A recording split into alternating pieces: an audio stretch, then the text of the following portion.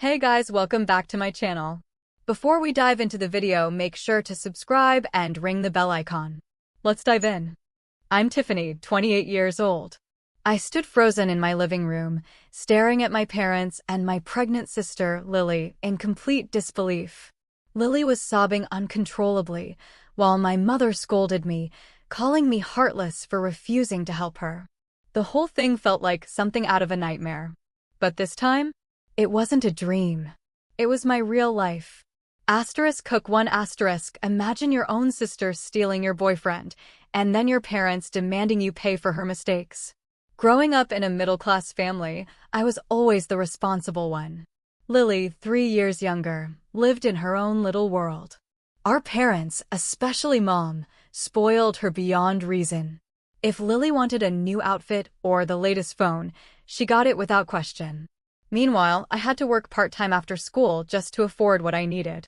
I still remember when I was 16, I got straight A's, and all I got was a quick pat on the back. But when Lily, who barely passed her classes, asked for a puppy, she had one the next day.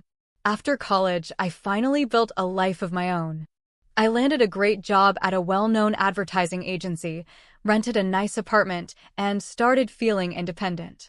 That's when I met Ethan, kind, charming, and dependable. We were together for 2 years, planning a future I thought would last forever. Then one evening, Lily called me in tears. She had lost her job again. It wasn't my fault, she said, and begged to stay with me until she got back on her feet. I hesitated, but decided to ask Ethan. He didn't like the idea at all. He thought Lily was selfish and careless, but I promised him it would just be temporary. Within a week, she moved in and chaos followed. Lily left her things everywhere, used my expensive skincare products, and spent her days glued to her phone instead of job hunting. I was exhausted trying to keep the peace. One afternoon, I had a bad migraine and had to cancel an important client meeting. When I came home early, I heard strange noises coming from the bedroom. My stomach dropped. I opened the door and there they were. Lily and Ethan in my bed. Cook 2 *. I caught them together, and what happened next? You won't believe it. I froze, my heart pounding so hard it hurt. Ethan stumbled over his words, trying to apologize, while Lily just rolled her eyes and told me to stop being so dramatic. Rage and disbelief flooded through me. I told them both to get out. Ethan begged me to listen, but I was done. Years of being overlooked and disrespected had finally broken something inside me.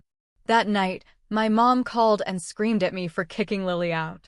Family is forever, she said, insisting I should forgive them and let them stay. I couldn't believe what I was hearing. That's when it hit me. No matter what Lily did, my mother would always take her side. After that betrayal, I buried myself in work.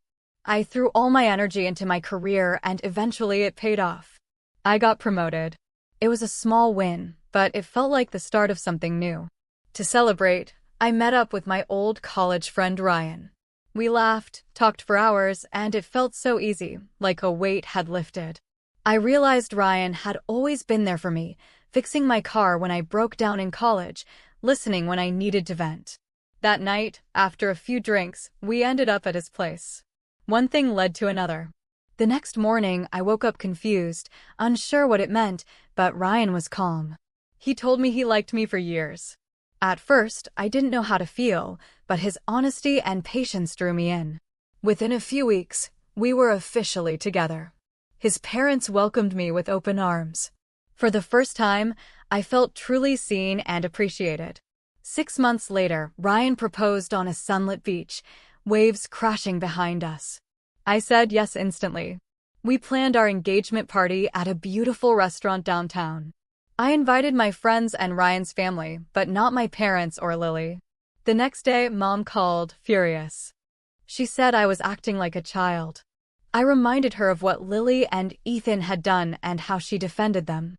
She brushed it off, repeating her usual line, "Family matters more than pride." I hung up and blocked her number again. As the wedding planning picked up, I got another call from her. She said it was urgent. A matter of life and death.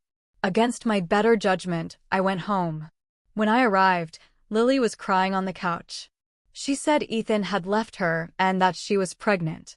Then my mother looked at me and said it was all my fault, that I should have warned Lily about him. I was speechless. I told them flat out I wouldn't help. My parents exploded with anger, calling me heartless and ungrateful. Soon they started spreading lies about me to relatives, but this time I didn't stay silent. I posted the full story online, including the messages and money they demanded for Lily's expenses. People were shocked. Friends and family reached out to apologize for ever doubting me. In the end, I learned something powerful. Real family isn't about blood. It's about love, respect, and support. Our wedding day was perfect, surrounded by people who truly cared about us.